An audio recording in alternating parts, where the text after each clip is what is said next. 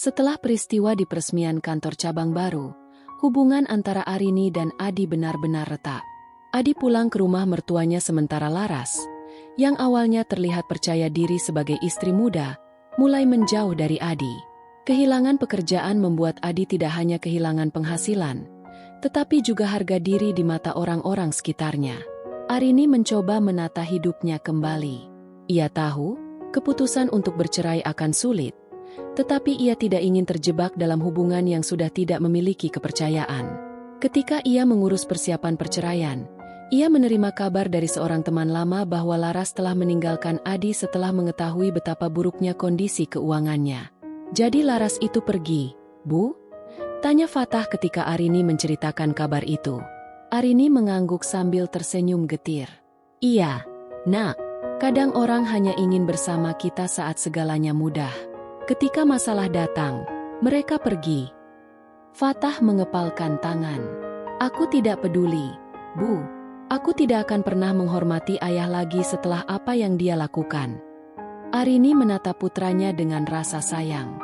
Nak, ayahmu tetap ayahmu. Dia membuat kesalahan besar, tapi dia masih ayahmu. Jangan biarkan kebencian menguasaimu. Fatah terdiam, tetapi Arini tahu bahwa luka di hatinya belum sembuh. Sementara itu, Adi mencoba merangkak keluar dari kehancuran yang ia alami. Dengan kepergian Laras, ia kembali ke rumah mertuanya untuk mencari dukungan. Namun, bahkan ayah dan ibu mertuanya merasa kecewa dengan tindakannya. Adi, kamu ini bodoh, kata ayahnya dengan nada dingin. Kenapa kamu bisa melakukan hal seperti ini? Kamu tahu, keluarga adalah tanggung jawab utama seorang lelaki. Kamu menghancurkan semuanya hanya demi wanita lain. Adi hanya bisa menunduk. Ia tidak punya jawaban untuk pertanyaan ayahnya. Dalam hatinya, ia tahu bahwa ia telah salah, tetapi egonya terlalu besar untuk mengakui itu kepada Arini. Namun, keadaan memaksa Adi untuk menghadapi kenyataan. Ia tidak memiliki pekerjaan, dan keluarganya sudah tidak lagi percaya padanya. Semua yang pernah ia banggakan, keluarga, karir, dan martabat, hancur dalam sekejap. Di sisi lain, Arini mulai menjalani hidup barunya. Setelah melalui proses perceraian yang panjang, ia mendapatkan hak asuh anak-anaknya dan properti rumah mereka. Namun, ia tahu bahwa ini hanya awal dari perjalanan yang sulit. Dengan modal seadanya, ia mulai membuka usaha kecil di depan rumah. Ia menjual sembako dan kebutuhan rumah tangga lainnya. Awalnya, usaha itu berjalan lambat, tetapi dengan bantuan anak-anaknya, Arini berhasil menarik pelanggan. Fatah, yang sementara menunda kuliah, membantu ibunya menjaga toko. Putri dan Farhan juga ikut membantu setelah pulang sekolah. Ibu, kenapa ibu tidak istirahat saja? Tanya Putri suatu sore, melihat ibunya yang kelelahan. Arini tersenyum, mengelus kepala anak perempuannya. Ibu kuat. Nak, demi kalian, ibu akan selalu kuat. Dalam keheningan, Arini sering memikirkan masa-masa sulit yang telah ia lewati. Ia teringat bagaimana ia harus berjuang sendirian saat Adi merantau, dan kini ia kembali menjalani hidup tanpa suaminya. Namun, ia merasa lebih bebas dan percaya diri. Ia tahu, meskipun sulit, ia sedang membangun masa depan yang lebih baik untuk dirinya dan anak-anaknya. Suatu hari, Adi datang ke rumah. Ia terlihat lusuh, dengan rambut acak-acakan dan pakaian yang tidak rapi. Arini, yang sedang menyapu halaman, terkejut melihat mantan suaminya berdiri di depan pagar. Apa yang kamu lakukan di sini, Mas? Tanya Arini dengan nada dingin. Aku ingin bicara, jawab Adi. Suaranya lemah. Arini membuka pagar, tetapi tetap menjaga jarak. Bicara apa lagi? Bukankah semuanya sudah selesai? Adi menunduk. Arini, aku tahu aku salah. Aku menyesal. Kata-kata itu membuat Arini terdiam. Ia tidak pernah mendengar Adi mengakui kesalahannya selama ini. Aku kehilangan semuanya, lanjut Adi. Laras pergi, keluargaku kecewa padaku, dan aku tidak tahu harus bagaimana lagi. Arini menghela napas. Mas, penyesalan itu baik. Tapi penyesalan saja tidak cukup untuk memperbaiki semuanya. Kamu harus belajar menerima konsekuensi dari apa yang kamu lakukan. Adi mengangguk pelan. Aku hanya ingin kamu tahu, aku benar-benar minta maaf. Arini tidak menjawab. Ia menatap Adi sejenak sebelum kembali masuk ke dalam rumah, meninggalkan mantan suaminya di luar. Malam itu, Arini berbicara dengan anak-anaknya tentang kedatangan Adi. Ayah kalian datang ke sini tadi, katanya. Farhan, anak keduanya, terlihat terkejut. Ayah mau apa, Bu? Ia bilang ia menyesal, jawab Arini. Tapi itu tidak berarti ibu akan membiarkan dia kembali ke rumah ini. Putri, yang selama ini selalu merindukan ayahnya, tampak bingung. Tapi, Bu, apakah ayah tidak akan tinggal bersama kita lagi? Arini memeluk Putri. Nak, ayah kalian akan tetap menjadi ayah kalian. Tapi ibu tidak bisa hidup bersama dia lagi. Ibu harus memikirkan apa yang terbaik untuk kita semua. Anak-anaknya mengangguk pelan. Meskipun Arini tahu bahwa perasaan mereka pasti campur aduk. Dengan dukungan anak-anaknya dan usaha kecil yang mulai berkembang, Arini merasa semakin kuat. Ia tidak lagi memikirkan masa lalu, tetapi fokus pada masa depan. Meskipun perjalanan ini berat, ia tahu bahwa ia telah membuat keputusan yang benar. Hari demi hari, Arini dan anak-anaknya mulai terbiasa dengan kehidupan baru. Usaha sembako yang ia jalankan perlahan-lahan mulai ramai pembeli. Ia berhasil membangun hubungan baik dengan tetangga, sehingga mereka kerap datang untuk membeli kebutuhan sehari-hari.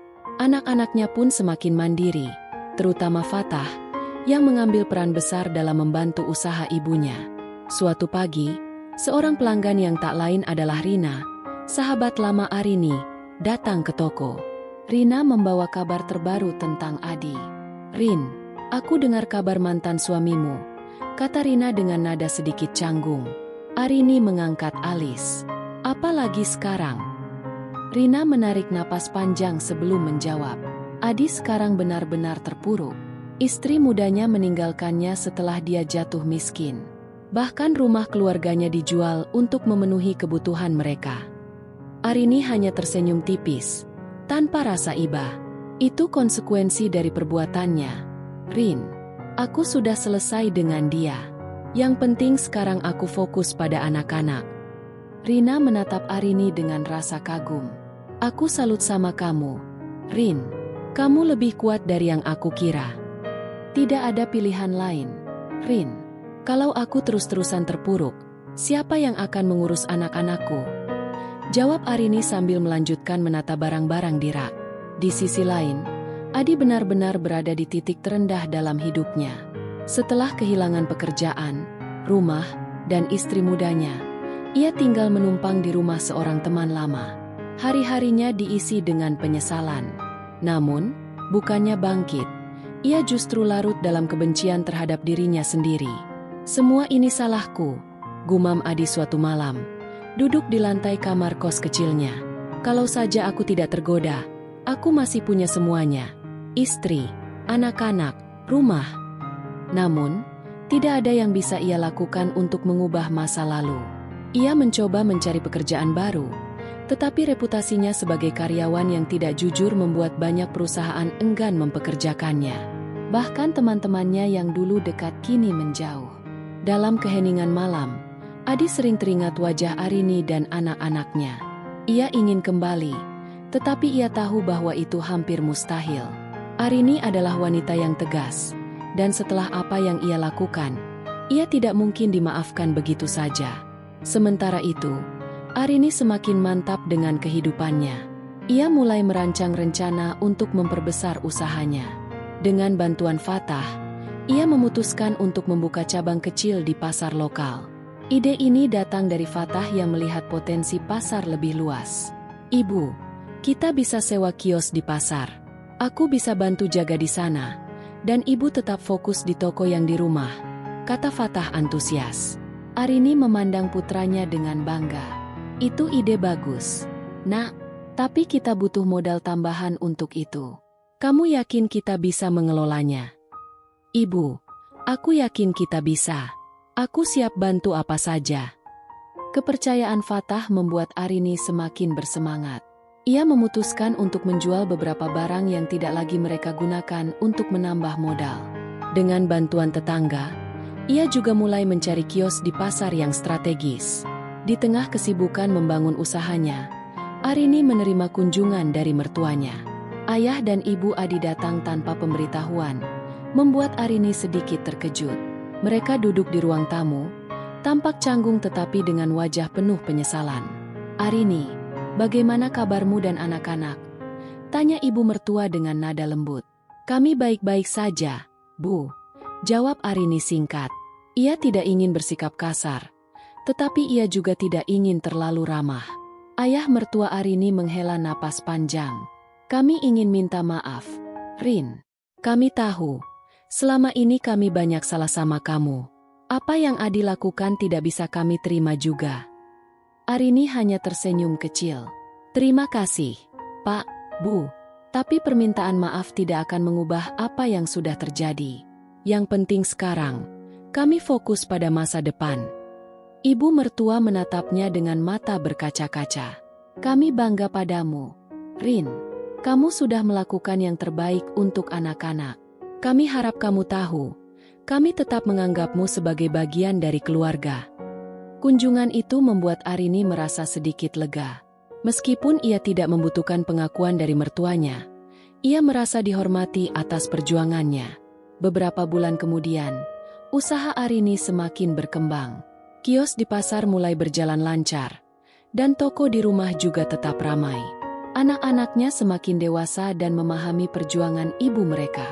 Fatah bahkan mulai membantu mengelola keuangan usaha, sementara Farhan dan Putri tetap rajin belajar. Arini mulai merasa bahwa kehidupan barunya membawa kedamaian. Ia tidak lagi dibebani rasa sakit dari masa lalu. Ia belajar untuk melepaskan dan menerima kenyataan. Dan di atas segalanya, ia bangga pada dirinya sendiri. Namun, ia juga sadar bahwa perjalanan hidup tidak selalu mulus. Ia harus terus berjuang untuk memastikan anak-anaknya mendapatkan masa depan yang lebih baik.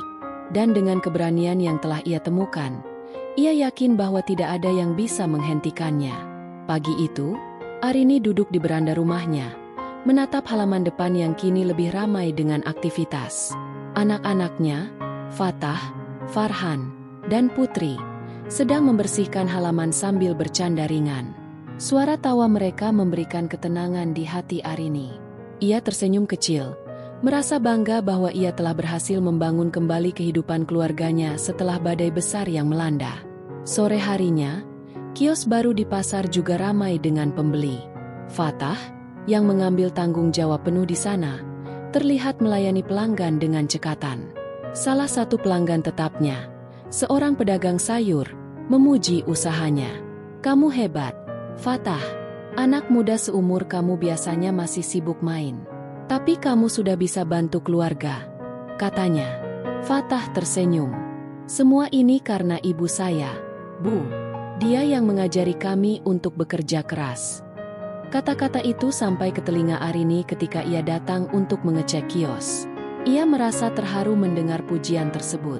"Kamu anak yang hebat, Nak," katanya sambil menepuk bahu Fatah. "Ibu tidak tahu apa yang ibu lakukan tanpa kamu."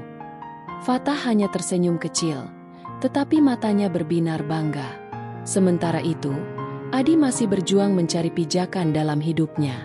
Setelah kehilangan semuanya, ia terpaksa bekerja sebagai buruh serabutan. Keadaan ini membuatnya semakin sadar betapa besar kesalahan yang telah ia perbuat. Suatu hari, ia memberanikan diri untuk mengunjungi Arini lagi, bukan untuk meminta maaf atau kembali, tetapi untuk menawarkan bantuan. Ia berdiri di depan toko sembako milik Arini, mengenakan pakaian sederhana, terlihat lebih rendah hati daripada sebelumnya.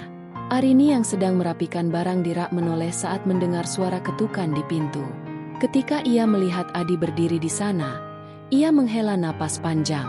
"Mas, apa lagi sekarang?" tanyanya dengan nada netral. Adi menundukkan kepalanya. "Aku tidak datang untuk meminta apa-apa. Aku hanya ingin tahu, apa ada yang bisa aku lakukan untuk anak-anak? Meskipun aku tahu aku bukan ayah yang baik." Arini memandangnya sejenak, lalu berkata, Kalau kamu benar-benar ingin membantu, mulai dengan menepati kewajibanmu. Kirimkan uang bulanan untuk anak-anak, seperti yang sudah diputuskan di pengadilan. Adi mengangguk. Aku akan usahakan, Rin. Aku hanya ingin memperbaiki sedikit dari semua yang sudah aku hancurkan. Arini tidak menjawab, tetapi dalam hatinya, ia merasa sedikit lega bahwa Adi akhirnya menunjukkan usaha untuk bertanggung jawab, meskipun kecil. Hari berganti minggu, usaha Arini terus berkembang. Ia bahkan mulai berencana untuk menyewa satu kios lagi di pasar untuk menjual kebutuhan khusus seperti alat tulis dan perlengkapan sekolah.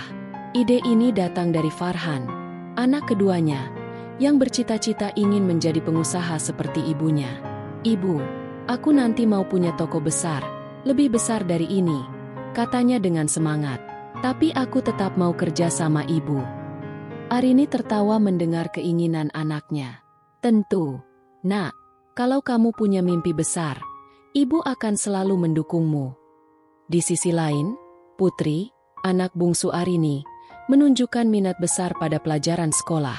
Ia sering belajar di malam hari, ditemani ibunya. Melihat keseriusan Putri, Arini yakin bahwa anak perempuannya akan memiliki masa depan yang cerah. Bu, aku ingin jadi dokter nanti, kata Putri suatu malam. Arini tersenyum. Kalau itu mimpimu, ibu akan lakukan apa saja untuk membantu kamu mencapainya. Setelah setahun berlalu sejak perceraian, hidup Arini benar-benar berubah. Ia tidak lagi merasa terbebani oleh rasa sakit dari masa lalu. Sebaliknya, ia merasa lebih kuat dan percaya diri. Anak-anaknya tumbuh menjadi individu yang mandiri dan bertanggung jawab. Ia telah membuktikan bahwa ia bisa membangun hidup baru tanpa bergantung pada siapapun. Pada suatu malam, keluarga kecil mereka berkumpul di ruang tamu. Fatah membawa kue kecil untuk merayakan ulang tahun Arini.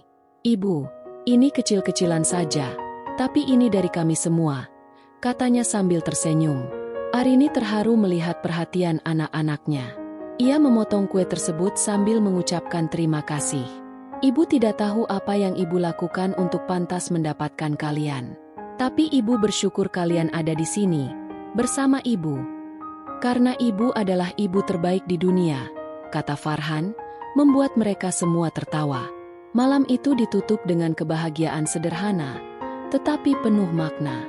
Arini tahu bahwa jalan di depan masih panjang, tetapi ia merasa siap untuk menghadapi apapun yang datang. Ia telah menemukan kekuatannya kembali, dan bersama anak-anaknya, ia yakin bahwa masa depan mereka akan jauh lebih cerah. Tamat. Kisah ini mengajarkan kita tentang keberanian untuk berdiri tegak menghadapi pengkhianatan dan tantangan hidup. Arini menunjukkan bahwa kebahagiaan dan harga diri tidak boleh dikorbankan demi hubungan yang sudah tidak sehat. Dengan kemandirian dan cinta yang besar untuk anak-anaknya, ia mampu bangkit dari keterpurukan dan membangun kembali hidupnya dari awal. Kita belajar dari Arini bahwa melepaskan masa lalu yang menyakitkan adalah langkah awal menuju kebahagiaan. Fokus pada masa depan dan orang-orang yang mencintai kita menjadi kunci untuk terus maju. Pada akhirnya, hidup akan memberikan hasil yang indah bagi mereka yang berani menghadapi badai dan memilih untuk bertahan dengan cara yang benar. Kalau cerita ini menginspirasi atau menyentuh hati kalian, jangan lupa like video ini sebagai bentuk dukungan. Komen tentang pelajaran apa yang kalian dapatkan dari kisah ini. Share cerita ini ke teman atau keluarga yang mungkin membutuhkan inspirasi. Subscribe agar tidak ketinggalan cerita-cerita menarik lainnya. Terima kasih sudah menyimak, dan sampai jumpa lagi.